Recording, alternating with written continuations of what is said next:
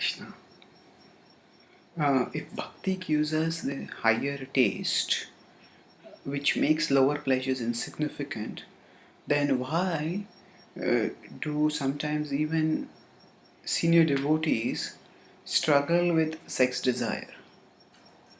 Answer: sex. I mean, there can be many reasons for this. First of all, sex desire is a very deep-rooted desire, and it takes time to get purified of that desire. It is not just a desire which has been in this lifetime. It has been going on for many, many lifetimes. So the scriptures also say that it takes a long time to get purified. But along with that, at a practical level, we may find that actually people indulge in sex for multiple reasons. One is, of course, the physical urge for release and pleasure. But along with that, sex also becomes a pseudo medicine for loneliness, for boredom, for frustration. And when a person is unable to manage one's emotions and one engages in sexual release for the sake of emotional relief, not so much for the sake of physical pleasure, then that habit of taking a false, of seeking escape, seeking relief in something false, changing that requires taking responsibility of one's emotional life, becoming emotionally mature. And that is something which every individual has to do on one's own.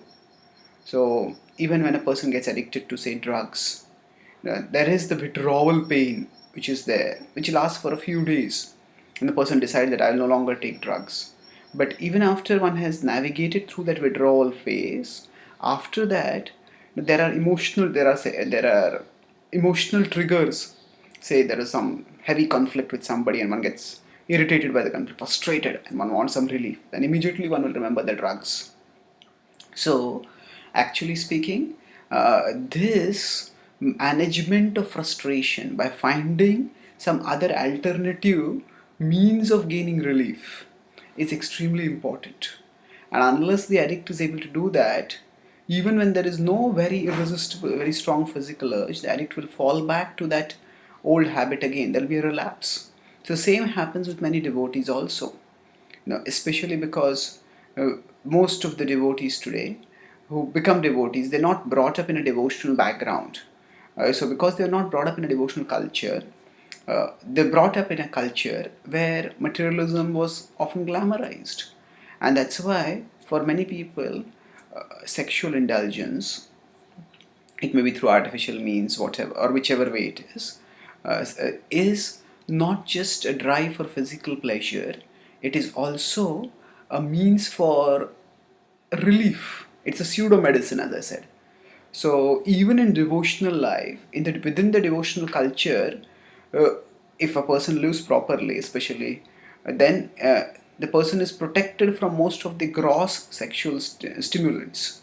So there may not be any direct sexual triggers, but still, even as devotees, the emotional problems come for everyone.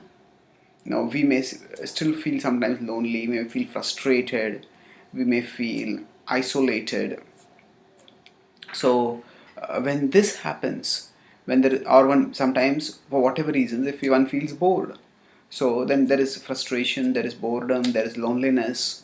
At such times, when one is feeling emotionally dry, what one should do is go upwards and take shelter of Krishna.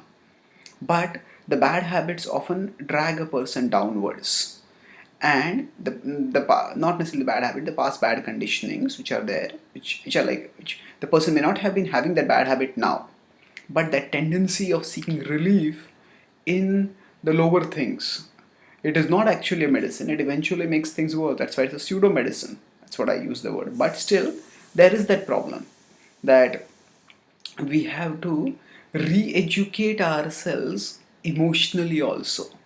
That means when the emotions take us in, emotions make us frustrated, at that time we should not go down to the lower desires. We need to rise upwards to the higher shelter of Krishna. That means when there is boredom, loneliness, or frustration, or any other similar negative emotion, then although the mind may by default think of some lower pleasures as a relief, we have to learn to seek the higher pleasure.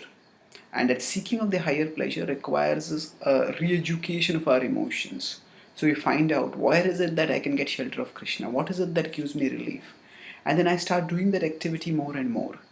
And then through that habitual engagement in that activity, then I re-educate myself that whenever there is frustration, boredom, or loneliness, then immediately I take shelter of Krishna.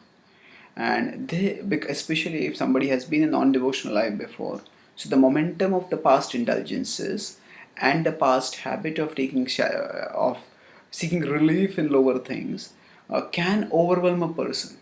So this is not so much the absence of the higher taste.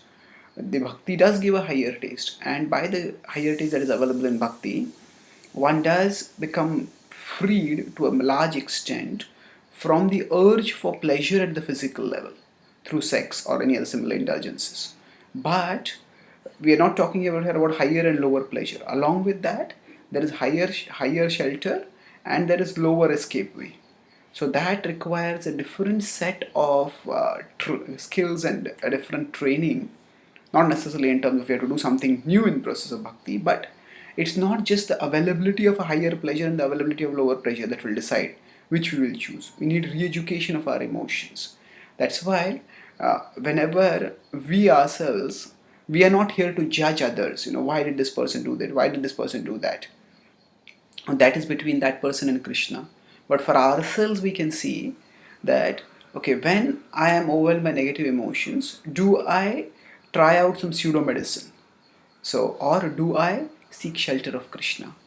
And so here it's not a question of bhakti lacking a higher taste, but it's our response to troublesome emotional situations, whether by default we go downwards or we re-educate ourselves to rise upwards. When we do that, train ourselves, educate our emotions to rise upwards and take shelter of Krishna, then even these struggles with sexual desire will decrease significantly and eventually they will get eliminated. Thank you. Hare Krishna.